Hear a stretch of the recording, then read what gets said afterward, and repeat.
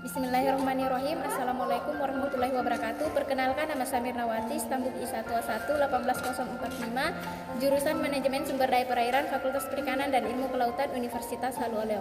Pada kesempatan kali ini saya akan melakukan tutorial praktikum biologi perikanan dengan 3 topik, yaitu pertumbuhan ikan, biologi reproduksi ikan, dan kebiasaan makan ikan. Untuk lebih jelasnya, marilah kita saksikan video berikut.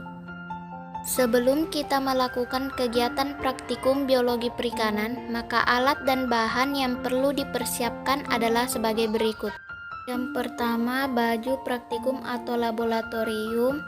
Kedua, mistar. Ketiga, timbangan digital.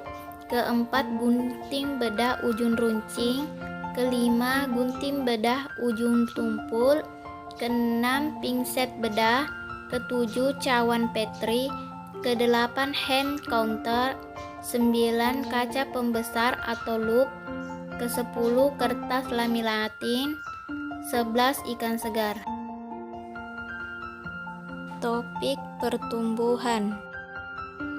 Pada topik pertumbuhan, kita akan menunjukkan bagaimana cara pengukuran terhadap panjang total, panjang baku, dan panjang foskal menggunakan mistar berskala. Berdasarkan gambar yang diambil dari praktikum biologi perikanan, kita dapat melihat adanya perbedaan ukuran pada setiap ikan yang digunakan ataupun diukur.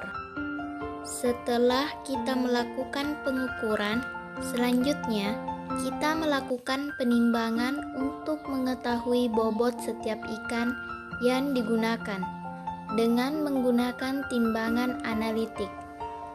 Dari hasil percobaan tersebut, dapat kita ketahui bahwa bobot ikan yang digunakan berbeda-beda. Topik biologi reproduksi. Sampel ikan yang telah diukur panjang dan bobotnya pada topik pertumbuhan, ikan digunakan kembali sebagai contoh dalam topik biologi reproduksi. Pada topik biologi reproduksi, kita akan melakukan kegiatan pembedahan terhadap ikan.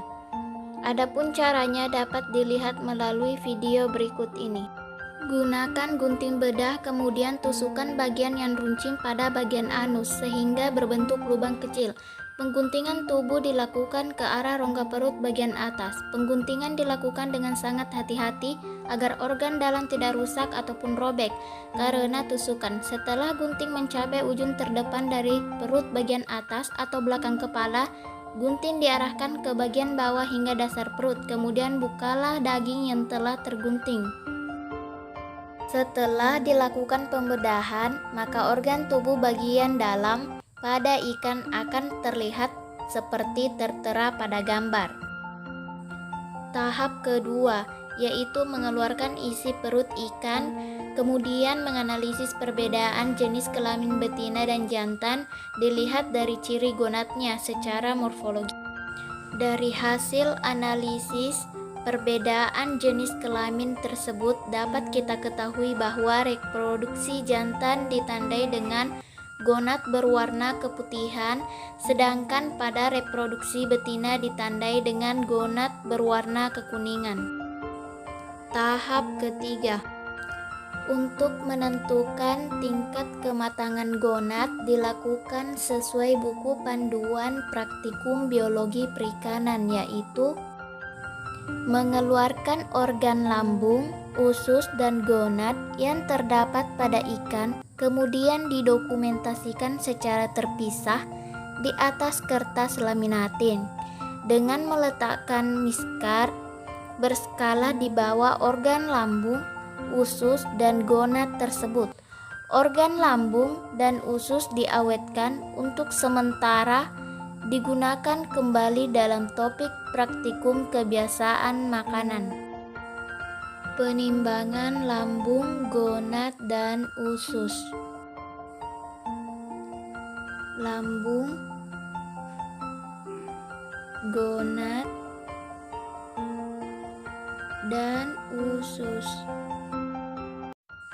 Setelah penimbangan telah selesai, gonad ikan betina dibagi menjadi 3 bagian, yaitu bagian anterior, median, dan posterior seperti pada gambar berikut.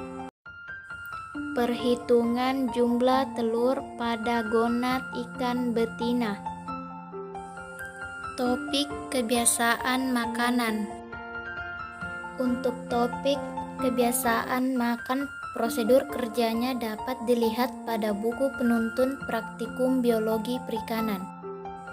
Yang pertama yaitu penimbangan bobot organ lambung dan usus ikan dengan pertimbangan berketelitian 0,01. Kedua, mengukur panjang usus ikan dengan mistar berskala.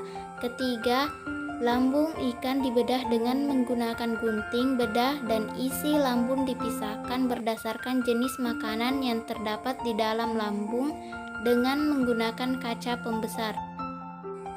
Keempat, jenis-jenis makanan yang sudah dipisahkan tersebut dikeringkan di atas kertas saring.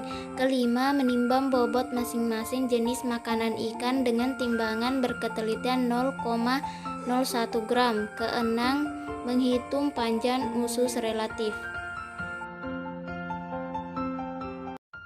Penimbangan organ lambung dan usus. Pengukuran panjang usus. Gambar lambung ikan yang telah dibedah menggunakan gunting bedah dan telah dipisahkan jenis makanan yang ada di dalamnya. Dari hasil pembedahan lambung ikan dapat diketahui bahwa jenis makanan yang terdapat pada ikan tersebut adalah sisik.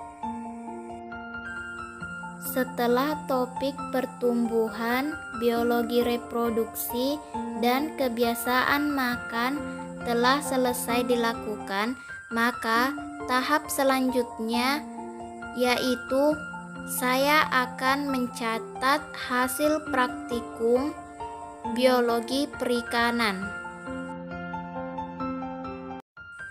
Itulah tutorial video praktikum biologi perikanan yang dapat saya sajikan untuk memenuhi tugas mata kuliah biologi perikanan.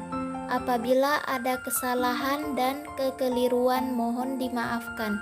Wassalamualaikum warahmatullahi wabarakatuh. Sekian dan terima kasih.